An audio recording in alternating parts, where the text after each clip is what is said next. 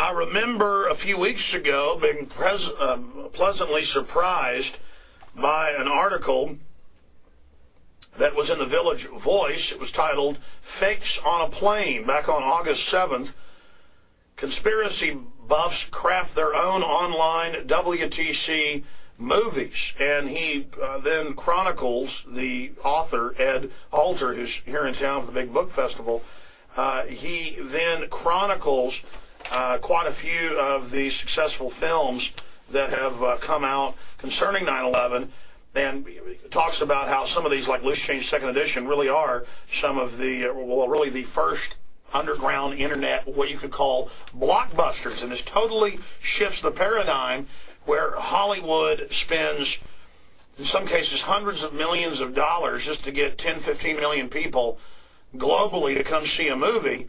And when a couple of 23-year-old young men get together, they can get 20 million downloads. That's about what it is now for Loose Change Second Edition.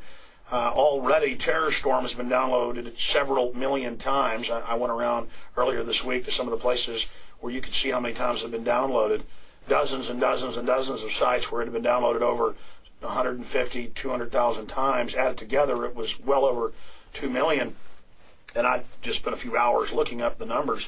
So it's really getting exciting, and this is challenging the dominant controlled press. But one mainline media outlet that has always been very courageous, in my opinion, is the Village Voice. I remember 2 weeks after 9/11, they were reporting about the EPA dust cover-up, and now that's mainstream news. So, Ed Halter, it's good to have you in studio with us. It's great to be here, Alex. This is great. You bet, sir. I really appreciate you spending time with us. We're going to break here in just about a minute or so, and we'll come back and recap everything. But in a nutshell, tell us about Ed Halter and why you wrote one of the fairest pieces. The other one I saw in Vanity Fair was very fair, and I found out why. She's a 9/11 truther. Her husband is Frank Morales, big 9/11 New York activist, and Episcopal preacher, by the way, helps the homeless. So no wonder that was the fairest I ever saw, but yours was the next fairest. Tell us about yourself. Yeah, well, I primarily write about film, but I also write about video games and other kind of technology. And what I was interested in is, obviously, this thing came out when Oliver Stone's movie was about to come out. So this kind of, in our paper, tied in with that as a news story. But I started doing some research. I heard about Dylan Avery's piece by reading the Vanity Fair piece. And I started doing some research of my own, and I thought, I didn't know anything about this, and this is a huge world. This is a huge community of filmmakers that are making this stuff, getting it out there to millions of people.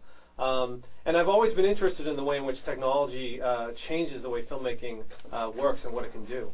I had written another piece for The Voice when Fahrenheit 9/11 came out, and I was fascinated at that time the way in which political activism was becoming melded with movie marketing. All right. That looks like peanuts compared to this. I mean, because while in that model, with Fahrenheit 9/11, they were trying to have political impact through the marketing of a commercial film. Obviously, in retrospect, they're inhibited by the fact they're still trying to make money with the movie. In this case, when you're trying to get out your documentaries, when Dylan Avery's trying to get out his documentaries, it's no holds barred. You just want to get the work out there, and that's driving you, and it's driving the technology and the filmmaking forward, and that's what's interesting to me. Well, it's an excellent piece. I mean, most of these 9/11 pieces are so boring I don't even finish reading them. But a lot of good insight and an excellent article. I want to kind of walk through some of the story when we get back, if you'd humor me. And then I want to talk about this book that you've written, From Sun Tzu to Xbox, War and Video Games. And I haven't read the book yet, but I read the synopsis of it, and I really agree with what you're saying. And I want to kind of get into how video games are being used to basically mind control the public with this instinctive shooting and the rest of it. With our guest, who is here for the Texas Book Festival, and you can come out and see him and get a copy of his book and shake his hand coming up this weekend. So we'll talk about that as well and have open phones, so stay with us. A great article by Ed Halter. He writes for the Village Voice, one of the better mainstream publications in the country. And he wrote a great story called Fakes on a Plane. Just type Fakes on a Plane into Google, and you shouldn't have any problem finding it. We have links to it up on Infowars.com right now. The subheadline is Conspiracy Buffs Craft Their Own Online WTC Movies. Ed, why don't you just kind of recap and expand on what you were just talking about concerning the emergence of the internet blockbuster political movie, of course, that centers around 9/11, and a real drive out there of people who are hungry for this. I don't want to even call it a market. It's just this really is, I think, bigger than the Gutenberg press. Well, we know it is in the number of people it's reaching. But I think internet movies, not just internet text reports and blogs, is going to have a greater political effect overall in a quicker time frame than what we saw with the Gutenberg press. So first off, do you agree with that? And secondarily, will you expand on your view on this? Sure, I do agree with that. But I think what happens with the internet is you get some interesting effects in the way in which it distributes information. I did another piece kind of related to this in my mind on the Mormon independent film industry. Most people don't realize that the Mormons are building their own independent film industry to make films that are about them, for them. They have their own distribution things and everything. What I'm interested in is the way in which technology allows these pockets of people to communicate with one another in ways they weren't able to before. So, for example, the people that follow your show, before you were able to get this out on the internet, you might have had a local, I don't know the history, but you might have had a local following in Austin. There may have been people in pockets around the country that couldn't hear you. Now it's this, this huge network. That's fascinating to me because I think that kind of means that more and more political beliefs that might have been on the fringe before are able to pick up more steam because they can pick up more people kind of in the network. And that seems to be what's happening with these movies. But the mainstream media, they've still got the dominant market share, but they're losing their credibility, and I think that's because they're lying, twisting, spinning, having to toe the line for corporate owners, whereas the, quote, pockets or fringe were really telling the truth all along. And I think it's now a battle of ideas. There's a lot of other fringe stuff out there, but it doesn't become popular because it's not based in reality. Yeah, no, I mean, that's the other thing is that the mainstream media is definitely losing eyeballs. I mean, even in something like The Voice, which most people wouldn't think of as mainstream, still is afraid sometimes of how it's going to get onto the internet versus being a print publication, So, you look at, for example, with video games and the internet, you look at demographics with young men, up to age 30. A huge proportion of them now don't even watch television. They play video games, they go online, So that gives you I don't watch television unless I'm like sick or something. Yeah, but I mean, or your own show, of course. But I don't even watch that. It's horrible. Anyways. But anyways, it gives you a whole different perspective on what kind of information, and it really involves now kind of seeking out the information you want, and that's what's interesting to me. But on the other hand, the downside of it is that you can miss it. Like, for example, I honestly never heard of this stuff before I picked up that story about Dylan Avery, and it's huge, and I kind of stumbled onto it, and I thought, my God, how did I miss this before? It's enormous. So that's the downside of this kind of internet communications. Is that well, that's what CNN said a few months ago. They said, my gosh, we used to all drink out of the same cultural fountain. We were cut from the same cloth, whether we were black or white. We saw the same movies. But now it's just everything's niches and fractures of fractures. But, I think that actually brings more freedom and more choice than the old thing of 3 or 4 flavors, of the same thing. It is hurting the establishment more than it's hurting the alternative media. Yeah, the trick is how to know what those choices are. That seems to me to be the trick. And I mean, obviously, what you believe in here, you're really working hard to get that out there in as many ways as possible, which I think is one strategy for sure, where you have, websites and movies and all that kind of stuff. That definitely is one way to do it, is to kind of go multi-platform. But you see this happening with all types of groups. I mean, groups that we wouldn't like as well. I mean, if you follow hate groups online, some of the ways in which they're structuring their strategies, like neo-Nazi groups and stuff, is not dissimilar to what you're doing. It's because the technology, allows that. If you look at people on the, far-right Republicans, pro-choice people, any kind of driven group is. See, I won't even use that establishment term because they can call them hate. which is really too weak of a term, and then the media can then use the word hate on somebody like me. I'm a hater. I'm saying the government did 9/11. I mean, when you talk about the toothless, neo-Nazi groups and people are online, actually go look at their numbers. And yeah, they're reaching more than they ever reached before, but they're still very small on the internet. I mean, the ADL likes to hype it all up like they're real big for fundraising drives, but believe me, I mean, it is not as big as the media likes to hype it, this army of blood-drinking skinheads that are going to kill us all any minute. But certainly they are reaching more people now because of the internet. I just don't want the media and the government to use that as an excuse to try to stifle speech on the web in the name of stopping, Johnny Klansman. No, I totally agree with you on that. And, I'm not really necessarily even talking numbers. I'm more talking strategies. No, I understand. You're talking about the paradigm and the way they're using it. Exactly. Well, what do you think the mainstream media is going to do? I mean, they're definitely trying to, I know in their board meetings, I know in their public strategy papers they put out, where the company's going in the next year, they're all saying we've got to go mainstream, internet. We've got to try to break down into different niche markets to try to serve everybody. We've got to try to get this look, but you cannot get that look. People know what's real and organic, and they know what's fake. Yeah. No, I mean, it's the entertainment industry especially is pretty much freaking out about it because they don't really know what the revenue model is going to be for them in the next 10 years, especially the film industry. I mean, it's not going to be good, I can tell you that. Well, the music industry is trying to adapt through selling individual songs, for example, right now, and that seems to be working for some people now. But again, it gets you back to the same question of how do you know what your choices are? How do you find out about those choices? And some of the ways you find out about it ends up being grassroots things like what you're doing.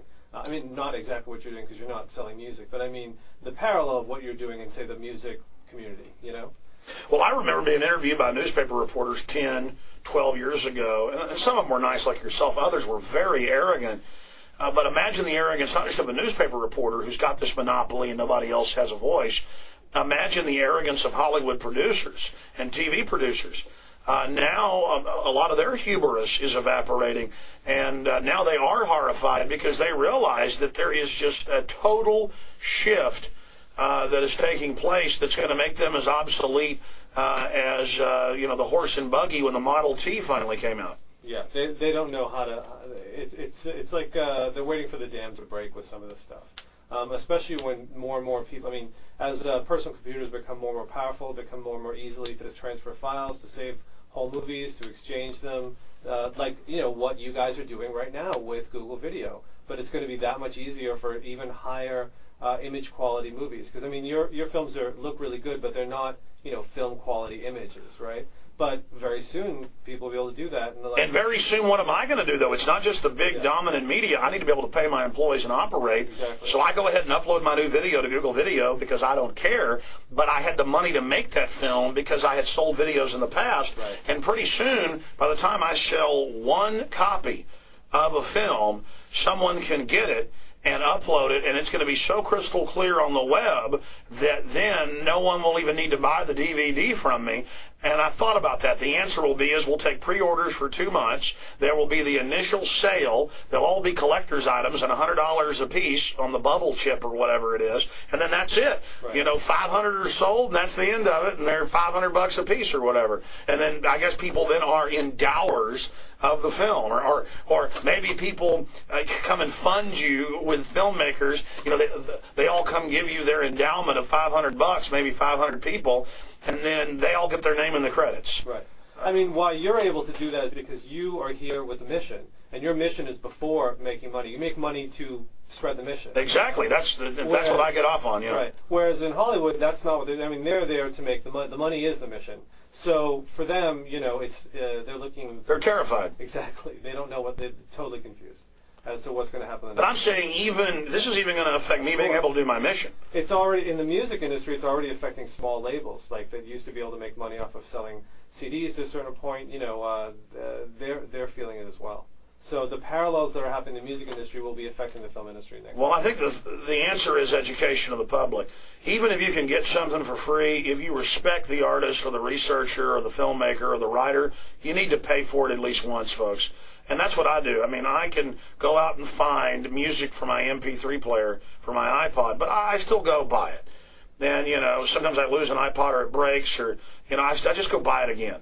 I mean, it's cheap, and if you do not support, especially if it's small labels, I mean, obviously, if you like something like Aerosmith, well, they made plenty of money, folks. Don't worry about it. But, I mean, if it's some, label that's out there struggling, you're not going to hear music from them anymore if you don't support them. Yeah. And a lot of people think this way, and the very fact that we even think like this is an effect of what's happening. I mean, 35 years ago, who would even think about the ethics of what they bought in that sense? But now so many people think that, like, I want to shop at a small bookstore instead of Barnes & Noble. That's what we do, yeah. Yeah, I want to go to a small movie theater versus a chain. I mean, we all make these decisions now because of what's happening, Well, that's exciting, too, because take like Alamo Drafthouse, really successful chain sprouted up in Texas, and I know the guy that started it, and they just wanted to have a mom and pop showing art house films, and they are making money hand over fist, and the other theaters are going out of business. Yeah. Now, one of the problems, though, is that with, to get back to the fakes in the plane article, one of the issues with the kind of freedom of being able to put everything out there. You can put a lot of crap out. Exactly. Well, let's talk about that when we get back, and then we'll go to your calls. We're going to talk about that after the break, and we will go to Paula, Steve, Clinton, David, and many, many others that are patiently holding 1-800-259-9231, 800-259-9231, and we will come back and talk about some of the disinfo that is out there. Please stay with us. Our guest is Ed Halter. He writes for the Village Voice, and we're going to talk about his new book, too. Stay with us. Coming up, Ed Halter.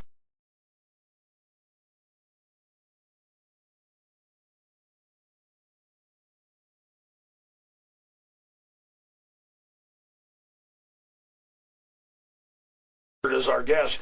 Okay, Ed, your article did get into kind of the infighting, too, of people saying this person's got to be disinfo, or this film's ridiculous, or people who made films where the title has a misspelling in it, and some say this has got to be a setup to discredit other work, and certainly some of that's out there, but I think some of the other stuff is just shoddy research, but give us your take on that. Yeah, I think we were talking before that, one of the downsides of this freedom that you have with internet video is that anything can go out there, right? So you got stuff that is just, some of it's ridiculous. I mean, there was this one video that was called 9/11, what is it called?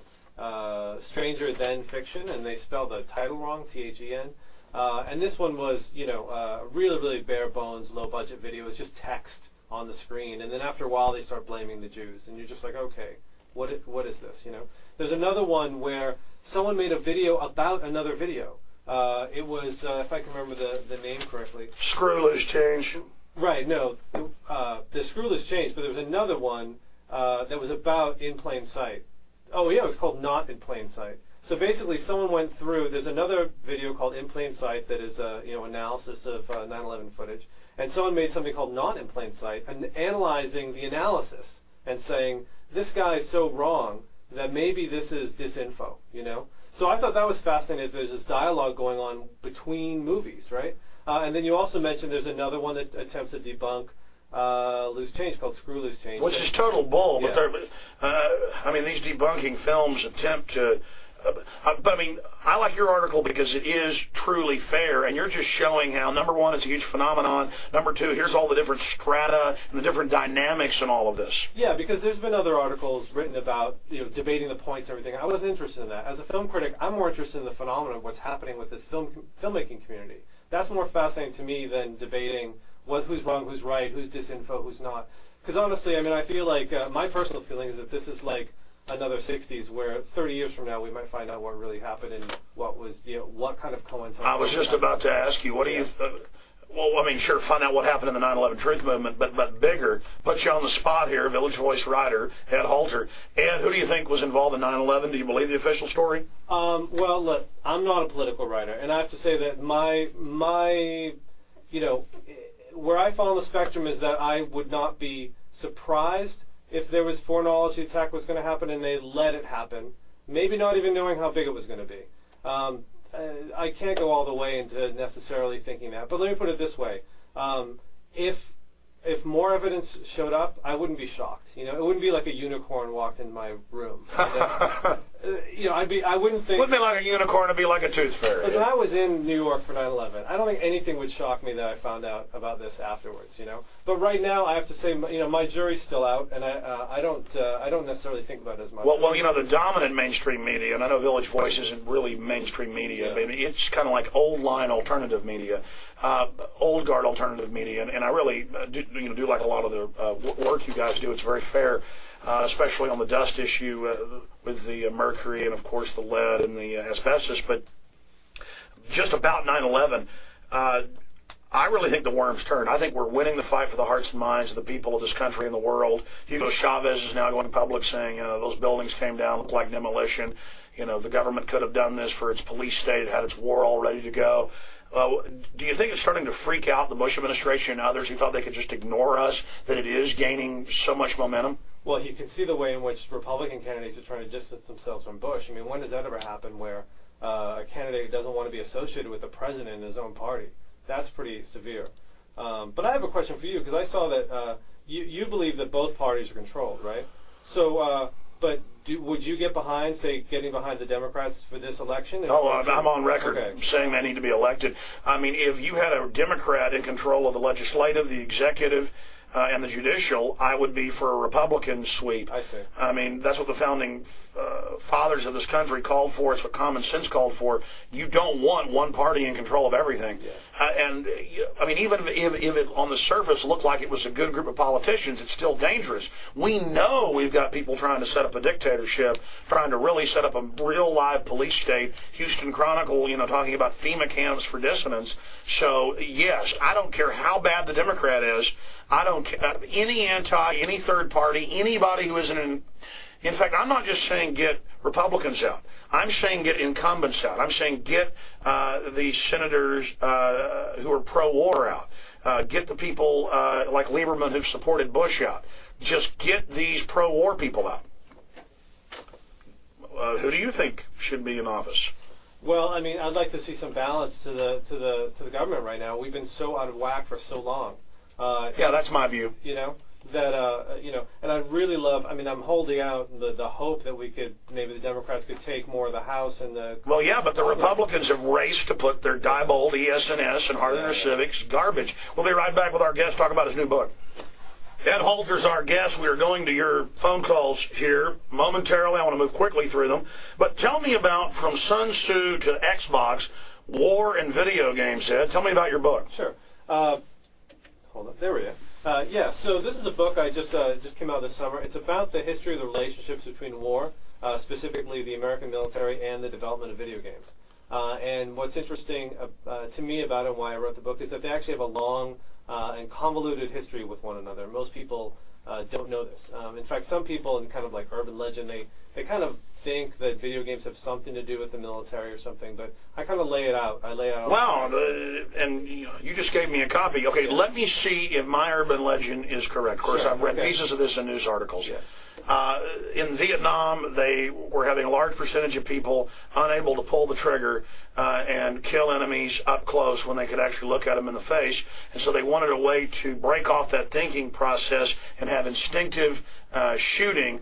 And so, of course, they came out with the pop-up targets, the paper targets, going through the obstacle courses, but they found that wasn't good enough, so they put the seed money into the graphics to develop games to put people, kind of in these big TV screen type simulators with the cop shoot-em-ups. And so a lot of that seed money throughout helped roll this out. And even today, the Army pays to put out complex video games where you're out killing bin Laden, and it's used as a marketing tool to sell the youth. And when you play video games for a long period of time, you actually go into a state that is lower than deep sleep, and you're actually in a mesmerized, really hypnotized point. Is that accurate? That is part of the book for sure. Oh, really? What I'm interested. I'm not showing off. I want to see if that was accurate. That is something. What I go into is the actual technical details of how these. Tell us about it. Okay, for example, in 1997, there was a conference held by this guy, Michael Zaida, who was with the Naval Postgraduate Research Institute. And what they were interested in is this, is that, for a long time, as you said, the military had invested money in creating what they call simulation technology, which most people would just call computer graphics, okay? But in the 80s, the military was ahead of everybody in terms of this technology, okay? But the 90s, when video games took off and personal computing took off, the private sector started getting more advanced in terms of their graphic capabilities. And so this guy said, we have to find a way to bring these two very, very different worlds together, the entertainment industry, the video game industry, even the theme park industry, and the military, and see if we can share information. Some people thought this was far-fetched because, culturally they just work so differently. So he had a conference, the National Academy of Science held a conference in '97. They got together, and it turns out they felt, they came out of the conference feeling that they could work together on a lot of... Oh, I bet. The Pentagon's got so much money anyways. Well, exactly. And the Hollywood... Oh, I can work with you. Yeah, Hollywood people said, this would be great. So one of the fruits of that, well, there were a couple of big things that came out of that. First is a game called America's Army, which have you heard of this game? I have. Yeah. Tell us about it, though. So America's Army is a game that was released, it was produced by the Army, and it was one of the kind of fruits of this conference. America. Exactly. It's a patriotic first shooter game that is free, okay? And it came out in 2002, on July 4th, 2002. There you go.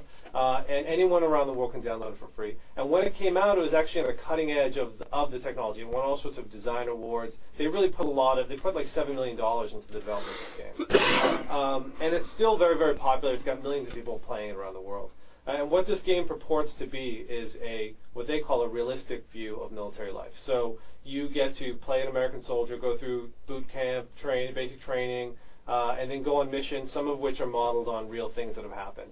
And just recently, just this last week, they announced that in the new version of America's Army, they're going to have characters in the game that are based on real soldiers who are in Afghanistan and Iraq right now. Maybe you can be an Army intelligence officer and have Pat Tillman killed for propaganda reasons, and then try to spin it successfully where no one figures it out. Well, that mission has not been written yet, but I mean, this is the thing though. What you're bringing up is exactly the point. Is that they always want to stress, well, this is a realistic depiction of military life, but really what they mean this is a positive depiction, because this game is created for recruiting purposes. They want to it's meant for a 14-year-old sitting there eating his Cheerios and drinking his Jolt Cola. And it gets one of the big barriers that the military feels it has right now is the fact that you have a lot of recruitment age guys nowadays whose parents are baby boomers who remember Vietnam, and they don't want their kids to go to war. And one of the interesting things about this video game is, of course, because of the technological generation gap, it gets around the parents. The parents don't even know necessarily the kids are playing it. They don't know what it is. They see them playing a game, and it could be any game. But it's actually a game created by the Army to help enhance the recruitment efforts. And it's admitted that it's for brainwashing, it's for recruiting. But then you even try to tell the baby boomers that. They go, the government doesn't recruit or brainwash. No, we can trust them. It's just mindlessness. But as virtual reality gets more and more real, as, in the next wave, people go to these parlors where you get into these three-dimensional hologram fights or whatever, and then the wire heads, well, if you want this job, you've got to have the implant, and then, well, sure, the old-timers, we'll be like the Amish because we won't take it. I mean, that's really where all this is going. Actually, I worked with these filmmakers who did a film called WWV that if you go to my blog, which is warrenvideogames.com, I have a trailer for it, and it's all about this. It's about how virtual reality is really where a lot of the researchers in the military wanted to go. Well, notice how James Cameron has just disappeared. He doesn't make things anymore. Yeah. I mean, he makes $3 or $4 billion and then he just disappears. Well, in Hollywood, he has this giant facility. All he's working on is hologram movies. They see that as the, kind of like before you had silent movies, then it was talkies. And the talkies have been here now, from the 30s right through to now. Well, then once it goes hologram, baby, once you've been in a hologram movie, you're not going to want anything else. Yeah. And all these other theaters are going to be shutting down. Well, that brings up another point, is that another thing that came out of this conference was a place called the Institute for Creative Technologies. This is a center funded, I think, initially with $20 million by the Army, and it's on the USC campus. And what it is it's kind of a think tank where they have people there who are from Hollywood, special effects people, they have people from the gaming industry, video game industry, and they have military people, and they're there to develop virtual reality technologies. And that's what's going to force it. You know, if the old movies are going to be displaced by the internet movie, and by everybody being able to make a film if they want to, and that decentralizing it, Hollywood's going to have to go to some new, super expensive, complex platform. Where almost like a movie is like a theme park, so they can dominate market share again. Sorry. No, I think that's actually very perceptive. I think that is part of the idea that if they create something that's even more expensive that only an outlay of a huge amount of money can produce, that way they can compete with the kind of rise of this independently produced. I'll go to hologram movies. Yeah, sure. Wouldn't you? Yeah. So USC, so this Institute for Creative Technologies put out a game. They produced a game with a company called Pandemic Studios, which is a commercial gaming company called Full Spectrum Warrior. And this game was produced for console systems, Xboxes. Okay. The theory within the Army being we want a training device that is on that uses the Xbox because there'll be no learning curve. Because all the guys coming into the Army now, they've played Xbox for years already. They don't need to be taught how to use an Xbox, unlike, say, a specialized training simulator, right? So they developed this thing called Full Spectrum Warrior. But the interesting thing about it is that the deal they struck with Pandemic was that when they created it as a training aid for within the Army, at the same time that it was being used as a training aid, it was released as a commercial game. And they claim... But that's also recruiting. They claim no, but I mean, you'd have to be... They're no idiots. I mean, it's also kind of like, you probably know this as well. The military has a long-standing pattern of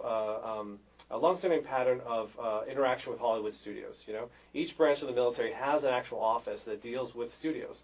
And so, for example, let's say a film like Top Gun in the '80s. A studio will go to this office and say, "Hey, we want to shoot this film that has a lot of kind of we want to use a lot of like new planes and aircraft carrier and stuff like that."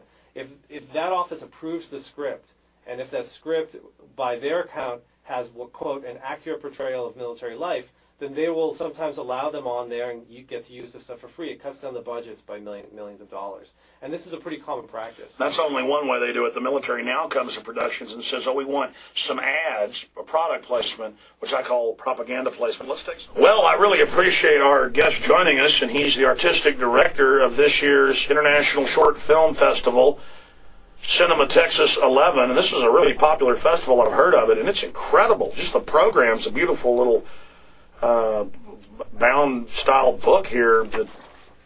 How many different things are going to be at this event, and how do people go to it? Oh, well, they should check the website, which is cinematexas.org.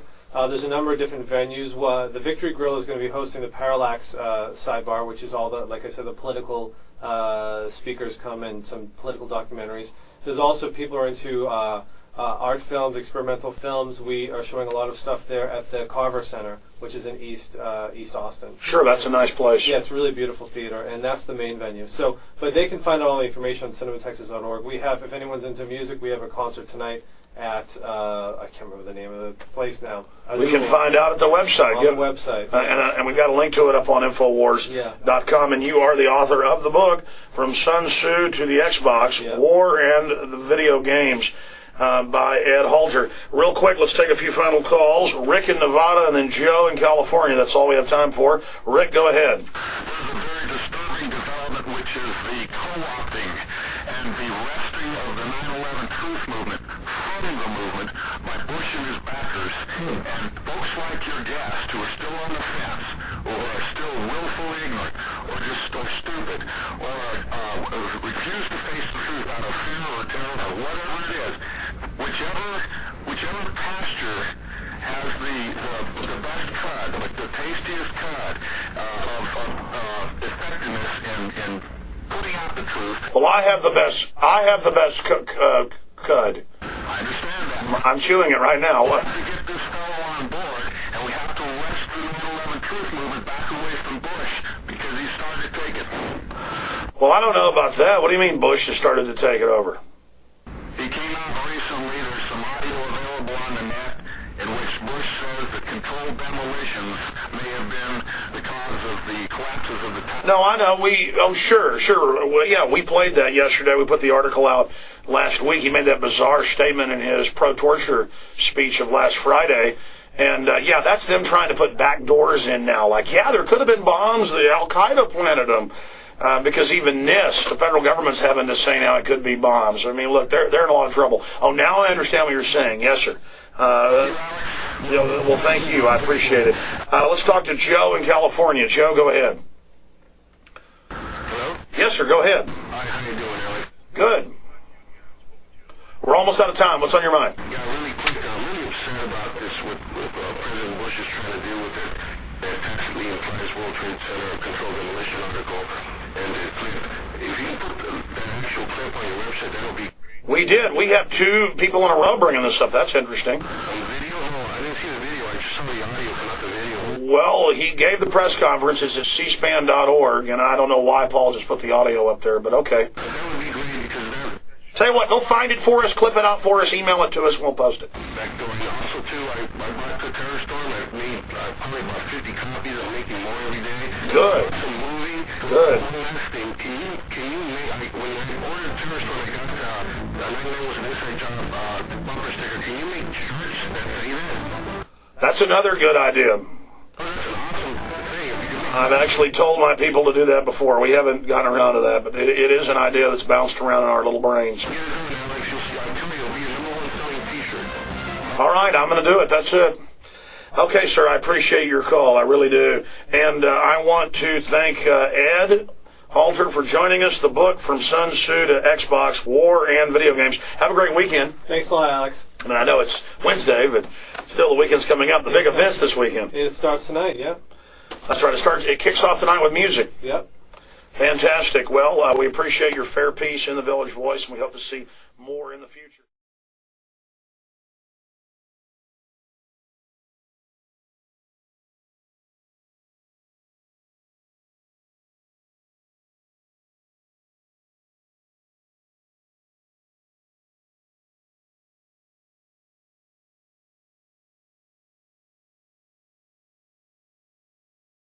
I was just over in Iraq, and the soldiers over there love Modern Warfare. I love it. They come back from patrol and they play Modern Warfare. Told me it's a great training product. I've had them link the Xboxes together, and the sergeant will actually train his teams with the Modern Warfare game. Harnessing the momentum of the immensely successful Halo franchise, the U.S. Army became the exclusive sponsor of the first official Xbox Live Halo 3 tournament. By seamlessly integrating into the Xbox Live console, or menu screen, the U.S. Army created a revolutionary brand experience. So be sure to get used to it. How is the military going to train the soldier of tomorrow? Well, the answer is pretty simple. Video games.